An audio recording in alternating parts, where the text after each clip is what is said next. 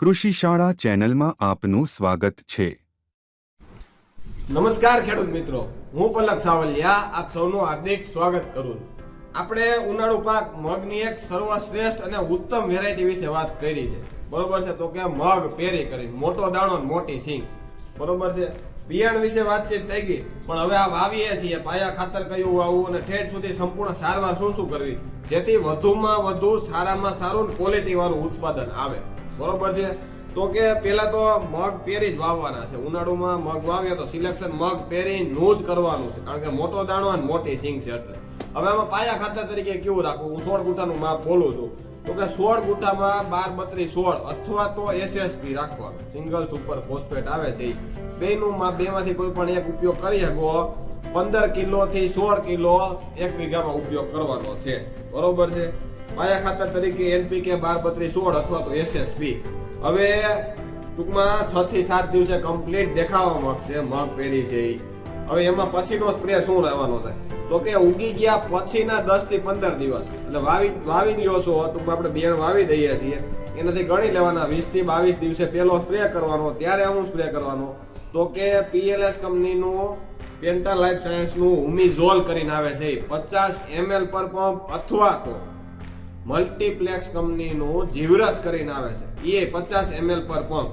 આ humic base ટૂંકમાં સારામાં સારો વિકાસ કરી આપશે। આ બેમાંથી કોઈ પણ એક ઉપયોગ કરી શકો છો, 50 ml પર પંપ। અને સાથે રાખવાની છે સિજન્ટાની રીડોમિલ ગોલ્ડ કરીને ફૂગનાશક આવે છે, એ રીડોમિલ ગોલ્ડ કરીને ફૂગનાશક આવે છે 25 થી 30 ગ્રામ પર પંપ, બરોબર છે। આ બે દવાનો હારે ઉપયોગ કરી દેવાનો। આના પછી ટૂંકમાં મગમાં ફ્લાવરિંગ આવશે 40 થી 42 દિવસે, એટલે એનાથી 5 દિવસ પહેલા એટલે 35 દિવસના મગ થઈ જાય છે ત્યારે ફ્લાવરિંગનો સ્પ્રે કરવાનો। અને ત્યારે સ્પ્રે કરવાનો થાય છે પીએલએસ નું માર્શલ આવે છે, એનો એમિનો એસિડ બેઝ અને વિટામિન બેઝ સારામાં સારી પ્રોડક્ટ છે। આપણે ગયા વખતે મગફળીમાં ઉપયોગ કરાવી હતી, ખૂબ જ સરસ પરિણામ મળ્યા છે। અથવા તો મલ્ટીપ્લેક્સનું અથવા તો ટાટા મલ્ટીપ્લેક્સનું આવે છે સમરસ કરીને, અથવા તો ટાટા કંપનીનું ટાટા બહાર કરીને આવે છે, એ ઉપયોગ કરી શકો છો। જો ટાટા બહાર કરો તો 35 ml માપ રાખજો, સમરસ કરો તો 50 માપ રાખજો, અને પીએલએસ નું માર્શલ કરીને ઉપયોગ કરો છો તો 25 ml માપ રાખજો, બરોબર છે। આ ઉપયોગ કરી દો છો એટલે સિંગ બધાનું સારામાં સારું કમ્પ્લીટ દેખાવાનું છે। પછી ટાટા કંપનીનું ટૂંકમાં 55 થી 60 દિવસે આપણે આ કમ્પ્લીટ 55 દિવસે આપણે દવાનો ઉપયોગ કરી લેવાનો, જેનાથી દાણા મોટા બંધા હે 55 દિવસે, કે દાણા મોટા બંધા હે, સિંગ સારામાં સારી સ્ટ્રેટ બંધા હે, અને કોઈ પણ બીજો પ્રશ્ન ન રહે। એટલે એમાં ઇન્ડોફિલની Z78 કરીને દવા આવે છે ફૂગનાશક, એ 30 થી 35 ગ્રામ પર પંપ ઉપયોગ કરવાની, જેનાથી મગના પીળાશ પડતા હોય પાન, એના પ્રશ્નો ન રહ્યા। 55 દિવસની વાત કરું છું, બરોબર છે। Z78 છે એ 30 થી 35 ગ્રામ ઉપયોગ કરવાની, સાથે રાખવાનું ટાટા કંપનીનું સોલ્યુ બોર કરીને આવશે, બોરોન આવે છે 20% EDTA, એ 15 ગ્રામ ઉપયોગ કરવાનું, અને સાથે મલ્ટીપ્લેક્સનું ચમક પ્લસ કરીને આવે છે પ્રોડક્ટ, એ 40 થી 50 ગ્રામ, આ ત્રણેય પ્રોડક્ટ ઉપયોગ કરવાની। આનાથી શું થાય, ટૂંકમાં કેલ્શિયમ અને બોરોન બે આવી ગયું, જે ચમક પ્લસ છે એમાં કેલ્શિયમની માત્રા વધારે છે, અને ઓલબોર કરીને આવે ટાટા, જે 15 ગ્રામ ઉપયોગ કરવાનું છે, એમાં બોરોનની માત્રા વધારે આવે, 20% બોરોન આવે છે।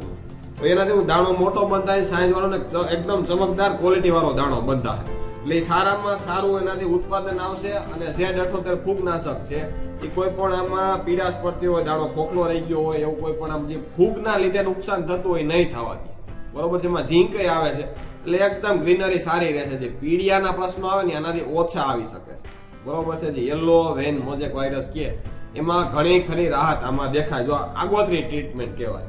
એટલે આ ત્રણ તમે ટૂંકમાં ટ્રીટમેન્ટ કરજો, 3 સ્પ્રે મેં કીધા એ કરજો, સારામાં સારું પરિણામ મળશે। એમાં એક સોનામ સુગંધ પડે વાત તો છે જ આપણે, કે મગ પેરી વાવ્યા છે, એ તો સારામાં સારી વાત છે, બરોબર છે।